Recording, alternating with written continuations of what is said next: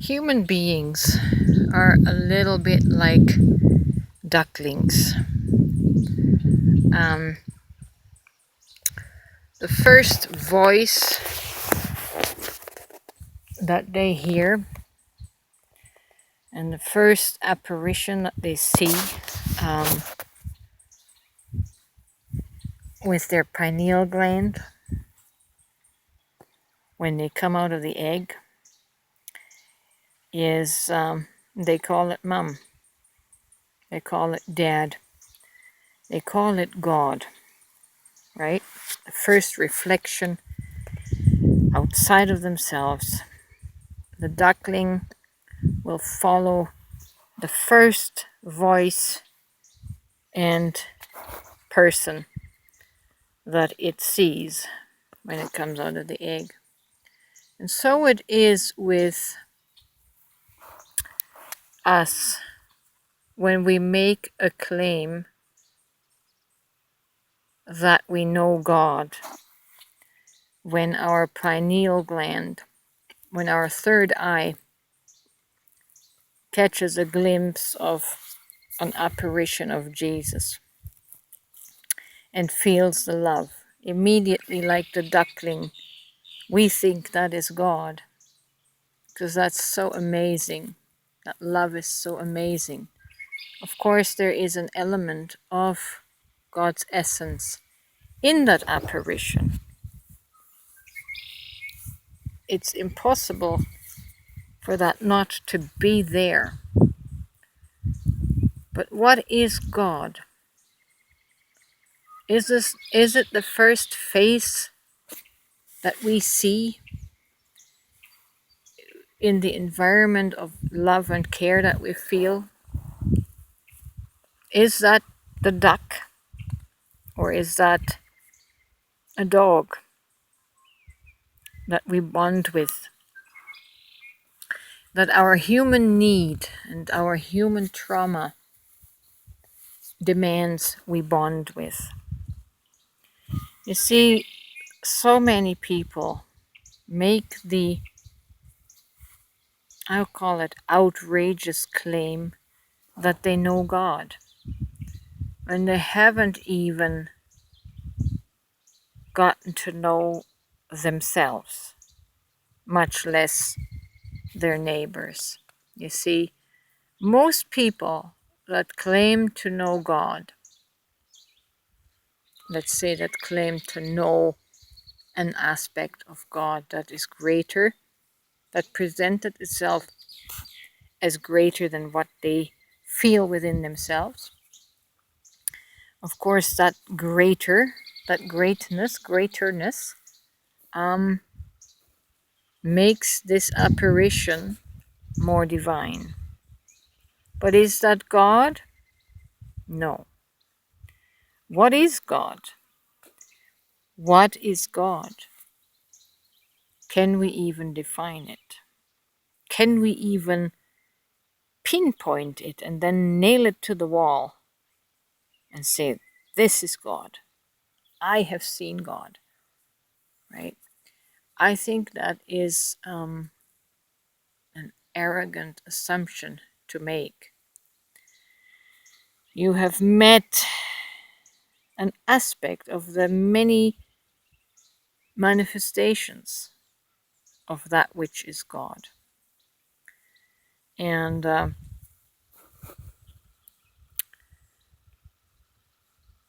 the trouble with that is, and this is expressed in the Bible, when people will make the claim that they love God and they know God, but they're not even able to love their neighbor. They're not even able to love their own family without judgment. That proves that they have not met God. They don't know God. They have met a ghost. They have met a spirit. They have met an energetic apparition. But they fail to recognize this divine energy, this God. in their neighbor. They fail to recognize this God when they look in the mirror. Their mind, their carnal mind, that is given to judgment and separation and division, is going to make the declaration that this invisible energy is God, but that which is looking back at them is not God. And this is where these apparitions become an illusion, because if you cannot transfer that which you experience in spirit, that which you recognize in spirit, if you cannot transfer that into the density of humanity, the density of creation, of matter, then your so-called knowledge of God is in vain. Because to know God is meant to cause you to know yourself, and as you know yourself, you will know everyone else, and you will be able to love everyone else as you love God. You see, the Bible debunks your God knowledge, your knowing of God. When it says, when people say, I love God, but they can't love their brother or their family who they see every day, but they claim to love an invisible God. And the Bible calls you a liar. So you might just be living an illusion. Again, we haven't answered the question of what is God. You see, man was made in the image of God. I propose that God is mind, cosmic mind. And we are microcosmic minds made in the image of the cosmic mind. And as the cosmic mind creates, so our microcosmic mind creates realities that we take, creates illusions that we take for reality. So even your experience with God is a reflection of the image of God, which is your mind, and that mind is reflecting God back to you. It really is a creation of your own mind. I'm not saying that is a bad thing. I'm just saying you need to be aware of where the creative power for these experiences resides in your own skull. And then there are the aspects of why are we even looking for God? Now we're delving into your subconscious, psychological mind, which is going to project all the emotional infancy, because we were not emotionally nurtured and therefore haven't grown up into a mature human being. Therefore, we're always going to be subconsciously looking for a daddy to keep us safe. Well, guess what you are going to experience through your single eye, through your third eye? Guess what you're going to experience? You're going to experience a daddy figure called God, because that's what your soul, your emotional body, is looking for. But you're not doing that consciously, you're doing it unconsciously. And so this, the soul, together with the mind, is going to create this reflection of God, of what your soul is looking for. But is that God? No. Yes and no. No, because God is so much more. And God is going to appear differently for a person that is not as infantile in their emotional body.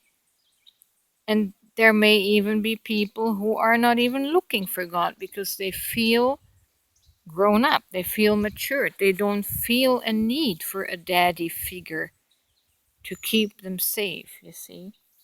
Do you see what I'm trying to get at here?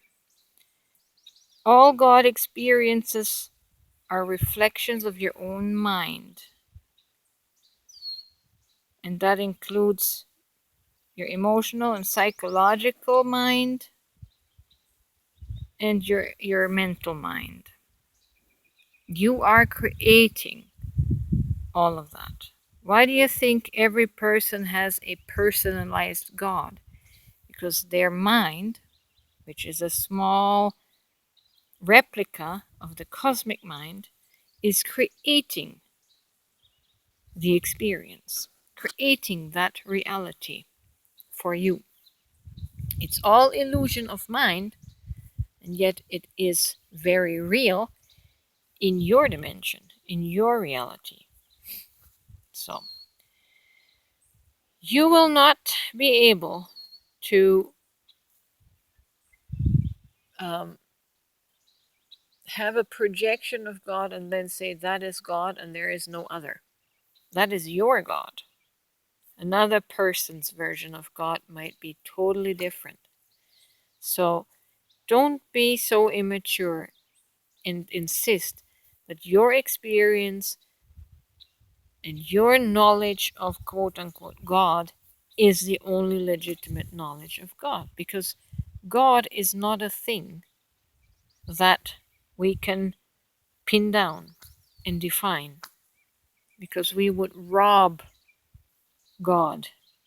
We would rob people's access to their version of God. And you see, this is what Christianity did. They pinned down and said, this is what God is, and the whole world must accept this version of God. And whoever doesn't is going to get killed. That's religion, and that's fanaticism.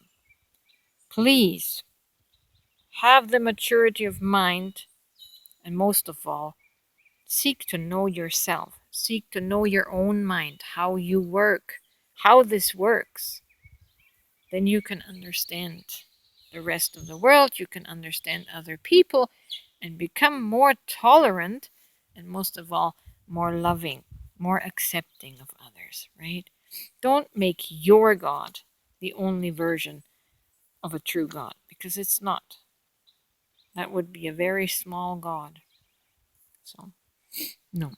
God can be, God is going to be very individualized depending on each person's needs.